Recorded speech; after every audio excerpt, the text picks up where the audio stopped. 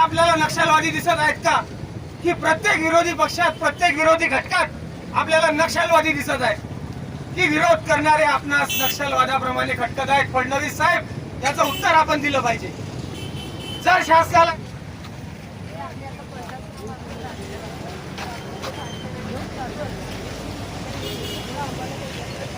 खरंच हा कायदा शहरी नक्षलवाद रोखण्यासाठी आहे की विरोधक संपवण्यासाठी आहे?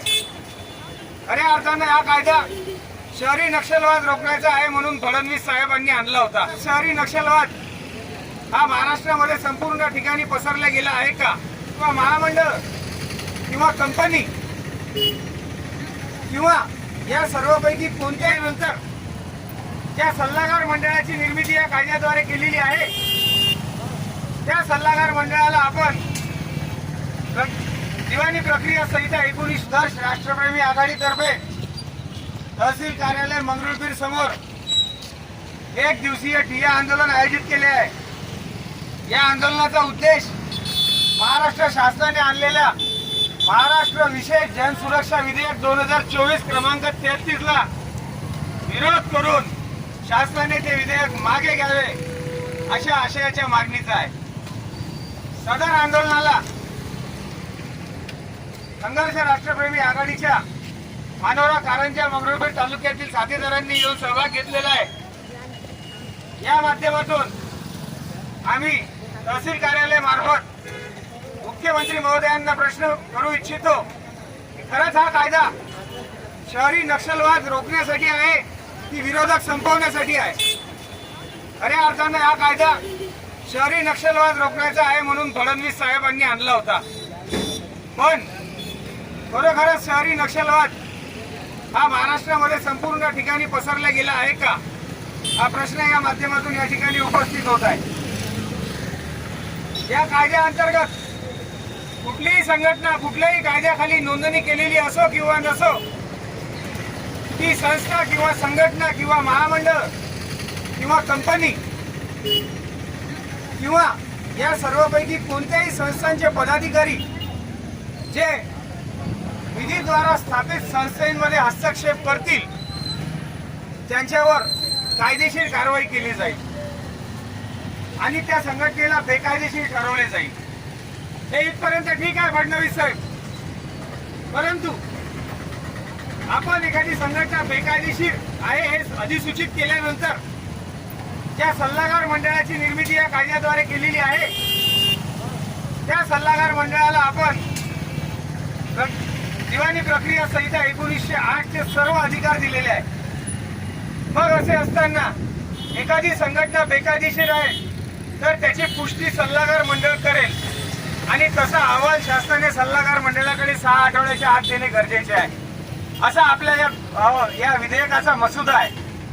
परंतु हे सर्व करत असताना कुठल्याही संघटनेला बेकायदेशीर ठरवण्याचा हा आपला केविलवाना प्रयत्न नाही का? कुठल्याही संघटनेला बेकायदेशीर ठरवत असताना त्यावर शहरी नक्षलवादाचा ठपका लावण्याचा हा आपला केविलवाना प्रयत्न नाही का? हा सवाल या ठिकाणी उपस्थित होतो. नामदार देवेंद्र फडणवीस साहेब, लोकशाहीने लोकांना आंदोलन करण्याचा अधिकार दिलाय.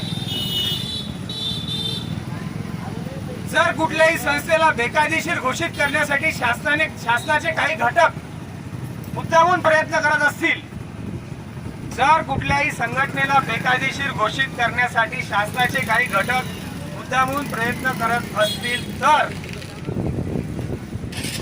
या संघटनेला दाद मागण्याचा अधिकार शासनासमोरच असेल, हे या कायद्यात तरतूद केलेली आहे. मग फडणवीस साहेब, न्याय व्यवस्था कशासाठी, न्यायालय कशासाठी? जर शासनाने आणलेल्या कायद्यामध्ये सल्लागार मंडळाची तरतूद आहे आणि शासनाला असे वाटत असेल की एखादी संघटना बेकायदेशीर घोषित करण्यासाठी सल्लागार मंडळाचा सल्ला सुद्धा घेण्याची गरज नाही, तर या कायद्यामध्ये शासनाने आणलेले सल्लागार मंडळ नेमके कशासाठी, ते धोरण नेमके कशासाठी आहे फडणवीस साहेब, याचं उत्तर आपण दिलं पाहिजे. बाहेर झाला ना सल्लागार मंडळ म्हणजे काय? यामध्ये उच्च न्यायालयाचे एक माजी न्यायाधीश असतील, एक उच्च न्यायालयाचे विद्यमान न्यायाधीश असतील आणि तिसरे या दोन्ही पदासाठी कॅपेबल असणारे कुठले तरी एक सदस्य त्या ठिकाणी असतील व त्या सदस्यांचा मिळून एक अध्यक्ष त्या ठिकाणी असेल आणि असे सल्लागार मंडळ तयार केल्यानंतर जर या सल्लागार मंडळाचा सल्ला घेण्याची शासनाला गरज वाटत नसेल तर सल्लागार मंडळाचे पोतांड कशासाठी? अशी कुठलीही बेकायदेशीर संघटना जी शासनाने ठरवलेली आहे त्या संघटनेस प्रत्यक्ष अप्रत्यक्षपणे मदत करणाऱ्या कुठलाही व्यक्ती त्या अपराधास पात्र ठरू शकेल जेव्हा संघटनेकडून शासकीय व्यवस्थेत हस्तक्षेप झाला आहे. या 2 वर्ष ते 7 वर्ष कारावास अन्यथा 3 लाख ते 5 लाख रुपये दंड आकारण्यात येईल. त्या शासकीय कामात शासकीय संस्थेत हस्तक्षेप झाला हे कोण ठरवणार? आपण न्यायालयाला साईडलाईन करत आहात का देवेंद्र फडणवीस साहेब? ऑलरेडी पूर्वीच्या कलम 353 सारखे कायदे असताना SIT CID सारख्या संस्था या देशात असताना थेट न्यायालयाला जाण्याचा नागरिकांचा अधिकाराला आपण वगळत आहात. यामागे आपला काय मानस आहे फडणवीस साहेब? घराघरात आपल्याला नक्षलवादी दिसत आहेत का की प्रत्येक विरोधी पक्षात प्रत्येक विरोधी घटकात आपल्याला नक्षलवादी दिसत आहेत की विरोध करणारे आपणास नक्षलवादाप्रमाणे खटकत आहेत? फडणवीस साहेब याचं उत्तर आपण दिलं पाहिजे. जर शासनाला एखादी संघटना बेकायदेशीर असल्याचे तात्काळ घोषित करण्याचे आवश्यक वाटल्यास शासन सल्लागार मंडळाचा अहवाल घेण्याची वाट न पाहता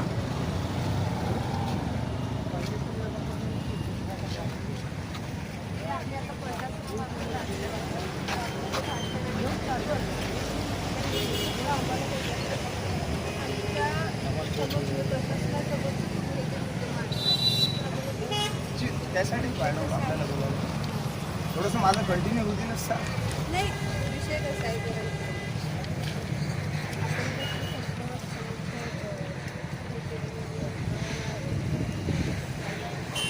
नाही बिलकुल हे त्यासाठी आणलं हो चालेल. एक फोटो